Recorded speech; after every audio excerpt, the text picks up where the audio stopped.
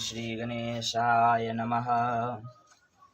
ओम खर्वस्थूलतनु गजेन्द्रवदनं लंबोदरं सुंदरं प्रस्पन्दं मधुगन्धलुब्धमधुपहध्यालोलवं दस्थलं दन्ताघातविदारिदारिहृदुरैः सिन्दूरशोभाकरं वन्दे शैलसुधासुतिं गणपतिं सिद्धिपदं कामदम्। ओम सिद्धबुद्धिसहिताय श्रीमन्महागणाधिगणपतये नमः।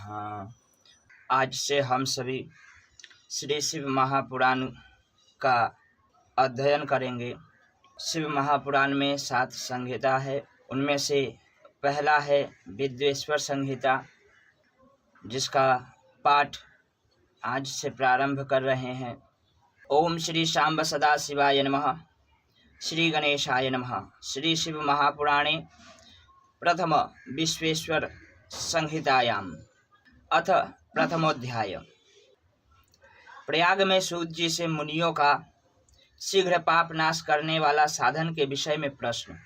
तो आदि और अंत में तथा मध्य में भी नित्य मंगलमय है, जिनकी समानता अथवा तुलना कहीं भी नहीं है, जो आत्मा के स्वरूप को प्रकाशित करने वाले देवता परमात्मा है, उनके 5 मुख हैं, और जो खेल ही खेल में अनायास जगत की रचना, पालन, संहार, अनुग्रह एवं तिरोभाव रूप 5 प्रबल कर्म करते रहते हैं, उन सर्वश्रेष्ठ अजर अमर ईश्वर अंबिकापति भगवान शंकर का मैं मन ही मन चिंतन करता हूँ।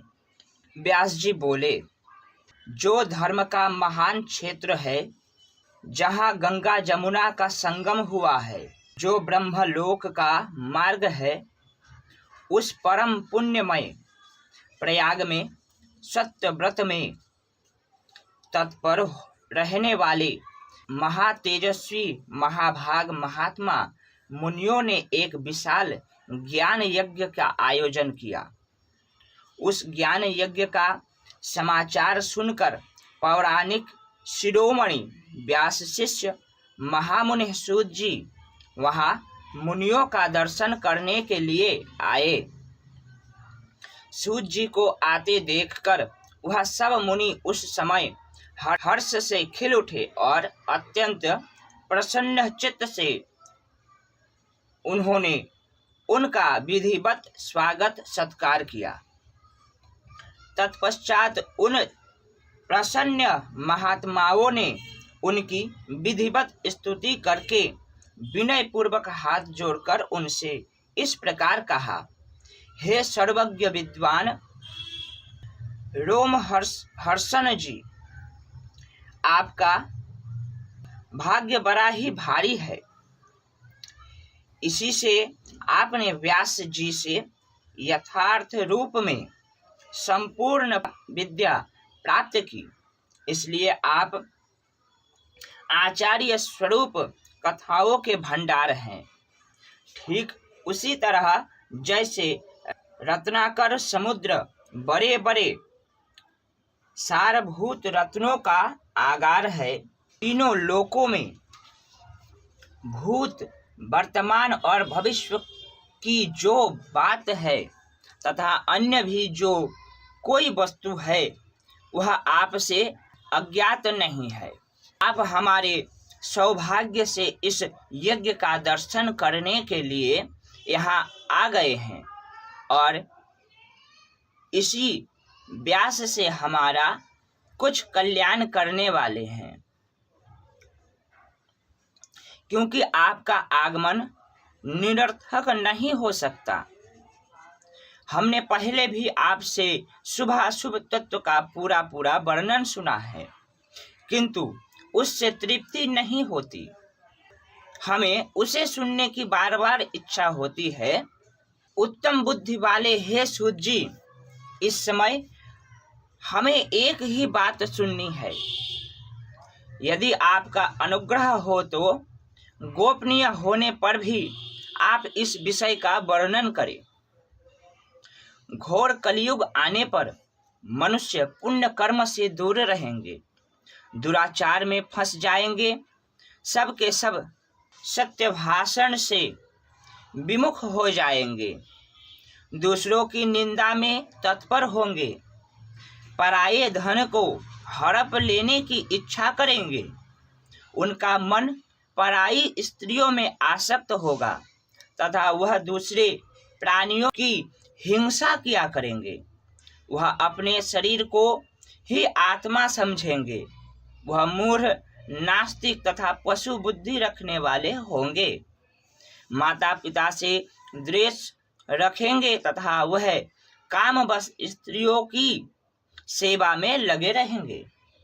ब्राह्मण लोभ रूपी ग्रह के ग्रास बन जाएंगे, वेद बेचकर जीविका चलाएंगे, धन का उपार्जन करने के लिए ही विद्या का अभ्यास करेंगे, मद से मोहित रहेंगे, अपनी जाति के कर्म छोड़ देंगे, प्रायः दूसरों को ठगेंगे, तीनों काल की संध्योपासन से दूर रहेंगे और ब्रह्म ज्ञान से शून्य होंगे, दयाहीन, अपने को पंडित मानने वाले, अपने सदाचार व्रत से रहित, किसी कार्य में तत्पर, क्रूर स्वभाव वाले एवं दूषित विचार वाले होंगे, समस्त क्षत्रिय भी अपने धर्म का त्याग करने वाले कुसंगी, पापी और व्यभिचारी होंगे, उनमें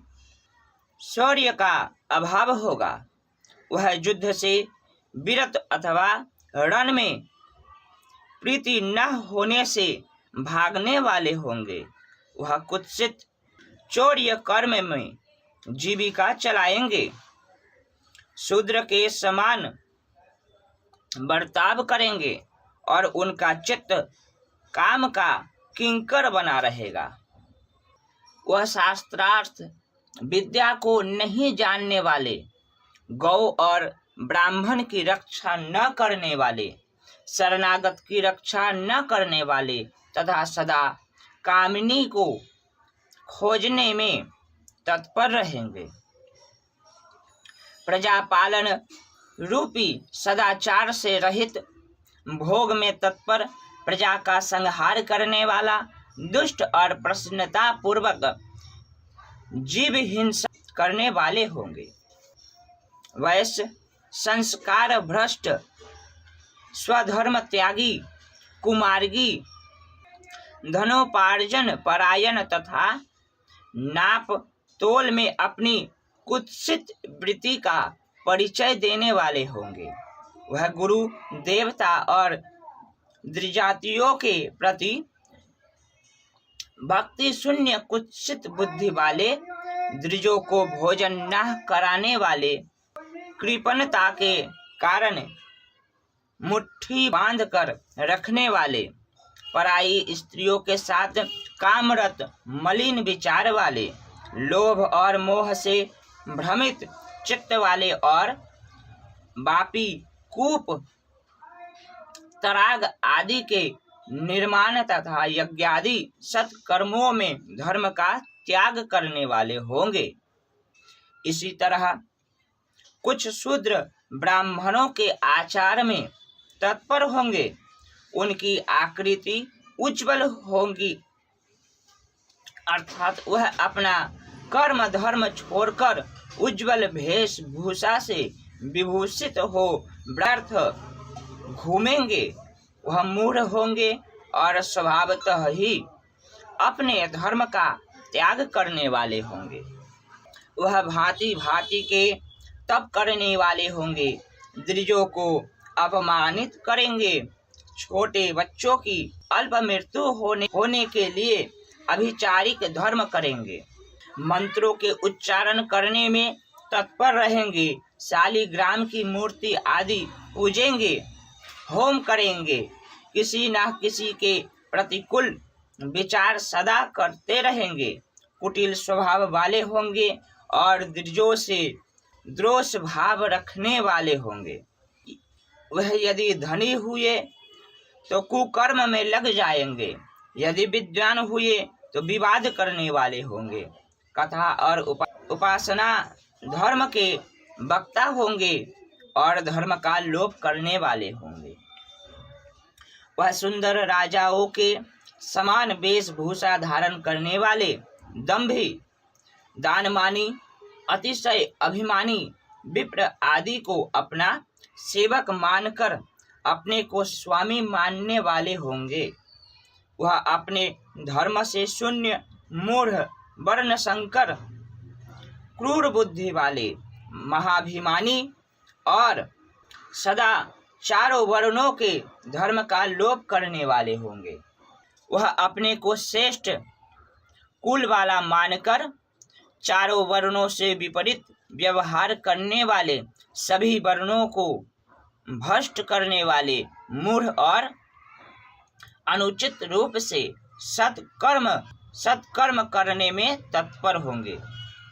कलियुग की स्त्रियां प्रायः सदाचार से भ्रष्ट होंगी, पति का अपमान करने वाली होंगी, सास ससुर से द्रोह करेंगी, किसी से भय नहीं मानेंगी और मलिन भोजन करेंगी। वह कुत्सित हाव भाव में तत्पर होंगी, उनका शील स्वभाव बहुत बुरा होगा। वह काम बृहल पर पति से रति करने वाली और अपने पति को सेवा से सदा विमुख रखेंगी। संतानें माता पिता के प्रति श्रद्धा रहित, दुष्ट स्वभाव वाली, असत विद्या पढ़ने वाली और सदा रोगग्रस्त शरीर वाले होंगे। हे सूत जी, इस तरह उनकी बुद्धि नष्ट हो गई है और उन्हीं ने अपने धर्म का त्याग कर दिया है। ऐसे लोगों को यह लोक और परलोक में उत्तम गति कैसे प्राप्त होगी? इसी चिंता से हमारा मन सदा व्याकुल रहता है। परोपकार के समान दूसरा कोई धर्म नहीं है। अतः जिस छोटे उपाय से इन सब के पापों का तत्काल नाश हो जाए, उसे इस समय कृपा पूर्वक बताइए, क्योंकि आप समस्त सिद्धांतों के ज्ञाता हैं। व्यास जी कहते हैं, उन भावी तात्मा मुनियों की यह बात सुनकर सूत जी मन ही मन भगवान शंकर का स्मरण करके उन मुनियों से इस प्रकार कहने लगे। इसी प्रकार शिव महापुराण के अंतर्गत प्रथम विद्वेश्वर संहिता में मुनियों के प्रश्न का वर्णन नामक पहला अध्याय। नमः शिवाय, नमः पार्वती पतये, हर हर महादेव।